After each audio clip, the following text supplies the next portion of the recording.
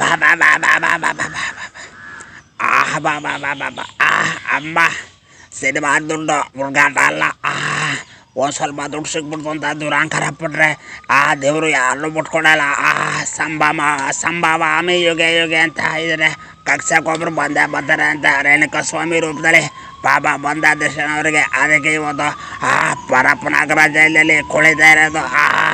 Cinema ದುಡ್ಡು ಹುಡುಗಾಟ ಅಲ್ಲ, ಜನಗಳ ದುಡ್ಡು ಹುಡುಗಾಟ ಅಲ್ಲ. ಏನಾದರೂ ಸ್ವಲ್ಪ ನಮಸ್ಕಾರ ಸ್ವಾಮಿ. ತಪ್ಪು ಮಾಡಿದವ್ರು ಯಾರು ಸ್ವಾಮಿ? ಎಲ್ಲರೂ ಕೂಡ ತಪ್ಪು ಮಾಡವ್ರಿ. ಆದರೆ ತಪ್ಪು ಮಾಡಿದ್ಮೇಲೆ ಅದನ್ನು ತಿದ್ಕೊಂಡು ಹೋಗ್ಬೇಕು ಸ್ವಾಮಿ. ಹಾಗೆ ದರ್ಶನ್ ಅವರು ಕೂಡ ಜೈಲಲ್ಲಿ ಊಟ ಸೇರ್ತಿಲ್ಲ, ಅದು ಸೇರ್ತಿಲ್ಲ, ಇದು ಸೇರ್ತಿಲ್ಲ ಅಂತ ಯೋಚನೆ ಮಾಡ್ತಾ ಕುಂತ್ಕೊಂಡ್ರೆ ಆಗುತ್ತೇನು? ಈಗ ನನಗೂ ಸುಮಾರು 8 ಕೇಸ್ಗಳಿಲ್ವೇನು? ನಾನು ನಿಭಾಯಿಸ್ಕೊಂಡು ಹೋಗ್ತಿಲ್ವೇನು? ಹಾಗೆ ಅವರು ಕೂಡ ನಿಭಾಯಿಸ್ಕೊಂಡು ಹೋಗ್ಬೇಕು. ಎಲ್ಲರೂ ನಮಸ್ಕಾರ ಸ್ವಾಮಿ. ಅವ್ರು ಬಂದೇ ಬರ್ತಾರೆ. ದರ್ಶನ್ ಅವರು ಸಮಾಜದಲ್ಲಿ ಒಳ್ಳೊಳ್ಳೆ ಕೆಲಸ ಮಾಡಿದರೂ ಕೂಡ ಸಮಾಜದಲ್ಲಿ ಅವರು ಗಣ್ಯ ವ್ಯಕ್ತಿ ಅಂತ ಅನಿಸ್ಕೊಂಡಿದ್ರು ಸಹ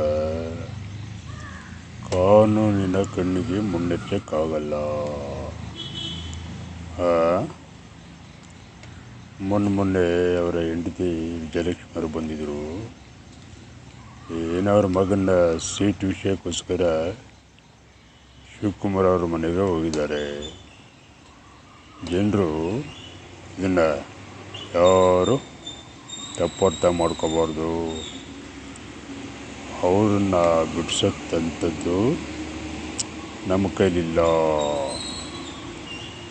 ಪೊಲೀಸ್ನವರು ಉಂಟು, ಕೋರ್ಟ್ ಉಂಟು.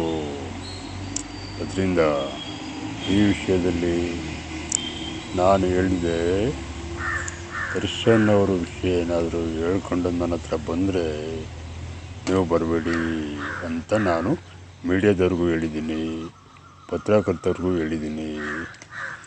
ನೋಡ್ರಿ, ಈ ದೇಶದ ಕಾನೂನಿಗೆ, ಈ ನೆಲದ ಕಾನೂನಿಗೆ ನಾವು ಗೌರವ ಕೊಡಲೇಬೇಕು. ಎಲ್ಲ ಒಂದು ವಿಧಿ ಅಂತ ಇದೆಯಲ್ಲ, ಅದರ ಮುಂದೆ ನಾವು ಯಾರೂ ಆಟ ಆಡೋಕ್ಕಾಗಲ್ಲ. ನಾನು ಅವರ ತಂದೆ ಸಿನಿಮಾಗಳನ್ನು ನೋಡ್ಕೊಂಡು ಬಂದಿದ್ದೀನಿ. ಅವರು ವಿಲನ್ ಆಗಿದ್ದಾಗ ಜೈಲಲ್ಲಿ ವಿಲನ್ ಆಗಿ ಪಾತ್ರ ಓಡ್ತಾಯಿದ್ರು. ಆದರೆ ಹೊರಗಡೆ ಬಂದಾಗ ಭಾಳ ಒಳ್ಳೆಯ ಮನುಷ್ಯ. ನಾನೇ ಒಂದು ಕ್ಷಣ ಬೆಚ್ಚಿ ಬಿದ್ದುಬಿಟ್ಟಿದ್ದೀನಿ. ರೇಣುಕಾ ಸ್ವಾಮಿ ಕೊಲೆ ಆದ ಫೋಟೋಗಳನ್ನೆಲ್ಲ ನೋಡ್ಬಿಟ್ಟು ಈ ಥರನೂ ಕೊಲೆ ಮಾಡ್ತಾರ ಅಂತ ನಾನು ಒಂದು ಕ್ಷಣ ಬೆಚ್ಚಿ ಬಿದ್ದುಬಿಟ್ಟಿದ್ದೀನಿ.